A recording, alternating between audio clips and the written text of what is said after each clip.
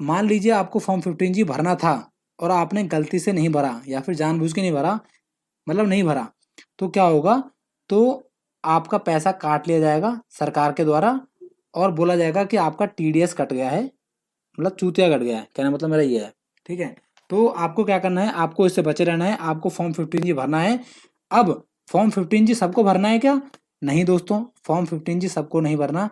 Form 15G उन्हीं लोगों को भरना है जो 5 साल से पहले कंपनी को छोड़ रहे हैं, मतलब कि जिनका PF करते करते अभी 5 साल पूरे नहीं हुए हैं और वो बीच में ही कंपनी को छोड़ते हैं और PF का पूरा पैसा निकालते हैं, उनको फॉर्म 15G भरना होता है। और साथ ही साथ अगर आप इनकम टैक्स नहीं भरते, मतलब इनकम टैक्स के दायरे में नहीं आते, तो भी आपको फॉर्म 15G भरना पड़ेगा। अगर इनकम टैक्स भरते हो तो फॉर्म 15G भरने की कोई जरूरत नहीं है। ठीक है दोस्तों, अब देख लेते हैं फॉर्म 15G आखिर है क्या, आखिर ये बला है क्या। तो आपके स्क्रीन के सामने आ गया है फॉर्म 15G। इसका लिंक मैंने नीचे डिस्क्रिप्शन बॉक्स में दे दिया है, वहां से आप इसे डाउनलोड कर सकते हो।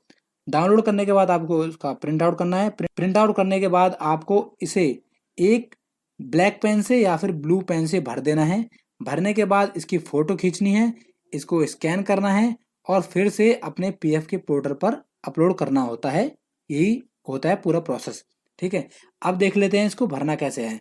तो आपके सामने जैसे कि फॉर्म 15 खुला हुआ है, यहाँ पर देख लीजिए आप, यहाँ पर 2 पार्ट हैं, एक लिखा हुआ है पार्ट 1, एक है नीचे पार्ट 2। तो जो पार्ट 2 वाला हिस्सा है, जो दूसरा पेज है, उसको तो आपको भरना ही नहीं है। ठीक है, उसको आपको खाली छोड़ना है पूरा, आपको सिर्फ पार्ट 1 भरना है। वो मैं आपको बता देता हूँ।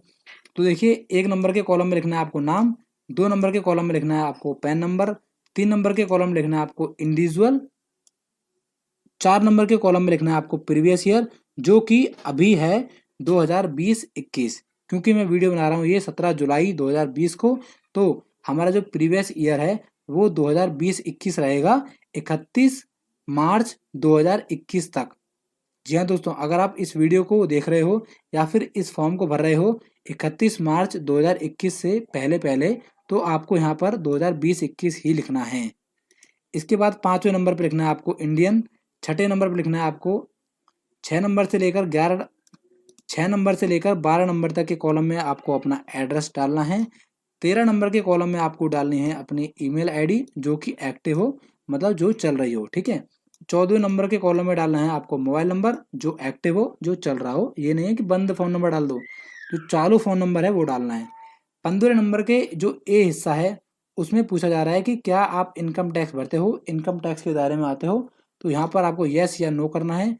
अगर आप नहीं आते तो नो कर दीजिए, अगर आते हो तो यस करना है। ठीक है, अब जो 15 का बी वाला हिस्सा है, उसमें लिखना है आपको असेसमेंट ईयर कि आपने जो इनकम टैक्स भरा था। दोस्तों यहाँ पर मैं आपको एक चीज़ समझा दूं कि यहाँ पर देखिए, ये उन बंदों की बात कर रहा है जो कभी कभी इनकम टैक्स भरते हैं, मतलब बाई चांस आपने कभी इनकम टैक्स भरा हो, ये उसकी बात हो रही है। ठीक है, अगर आप रेगुलर इनकम टैक्स भरते हो, इनकम टैक्स के दायरे में आते हो, तो आपको फॉर्म 15G भरने की जरूरत नहीं है। पर दोस्तों मान लीजिए अगर आपने पिछले साल इनकम टैक्स भरा था, वैसे आप भरते नहीं हो कभी, पर पिछले साल आपको भरना पड़ गया था, आपकी इनकम ज़्यादा हो गई थी, तो आपको यहाँ पर यस करना है। यस करने के बाद आपको यहाँ पर लिखना है असेसमेंट ईयर। दोस्तों असेसमेंट ईयर होता है वो हमारा प्रीवियस ईयर का अगला साल होता है, यानी कि अगर आपका प्रीवियस ईयर 2020-21 है, तो आपका असेसमेंट ईयर 2021-22 होगा। ठीक है, इसके बाद बात कर लेते हैं 16वें नंबर के कॉलम में आपको लिखना है अपना PF का पूरा पैसा जो आपको मिलने वाला है PF के डिपार्टमेंट से, मतलब कि आपका जो पेंशन का अमाउंट है, एम्प्लॉय का अमाउंट है, जो एम्प्लॉयर का अमाउंट है, सारा टोटल आपको कितना पैसा मिलने वाला है PF से, वो आपको 16 नंबर के कॉलम में लिखना है। 17 नंबर के कॉलम में लिखना है आपको अपने टोटल इनकम जो इस साल की है।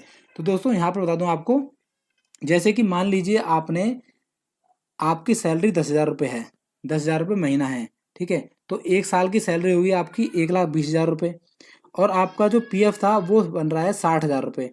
तो आपको क्या करना है, 17 नंबर के कॉलम में लिखना है आपको 1,80,000 रुपये।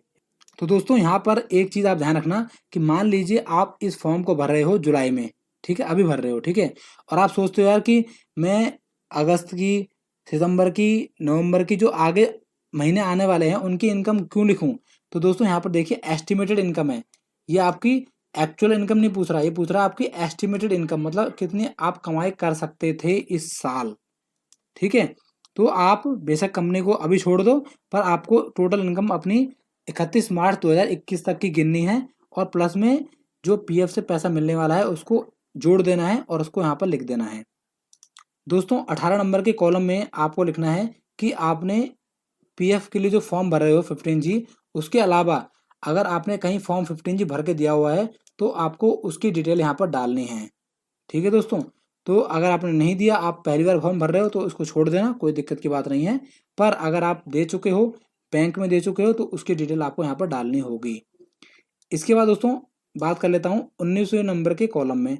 तो 19वें नंबर के कॉलम में आपको यहाँ पर डालना है अपने पीएफ की डिटेल, जैसे कि सीरियल नंबर में लिखना है आपको 1, आइडेंटिफिकेशन नंबर में लिखना है आपको पीएफ नंबर और अपना UN number, nature of income में लिखना है आपको EPF withdrawal, section under which tax is deductible, यहाँ लिखना है आपको 192A, अमाउंट ऑफ इनकम में लिखना है आपको 60,000 रुपये, जो कि आपने कॉलम नंबर 16 में भरा था, जितना पैसा आपको टोटल पीएफ से मिलने वाला है उसको आपको यहाँ लिख देना है। इसके बाद दोस्तों यहाँ पर आपको अपने साइन कर देने हैं। नीचे आते हैं, नीचे आने के बाद यहाँ पर आपको नाम लिखना है अपना। इसके बाद यहाँ पर लिखना है प्रीवियस ईयर एंड, क्योंकि हमारा प्रीवियस ईयर है 2020-21 जो कि खत्म होगा 31 मार्च 2021 को, तो हमें यहाँ लिखना है 31 मार्च 2021। असेसमेंट ईयर में लिखना है आपको 2021-22।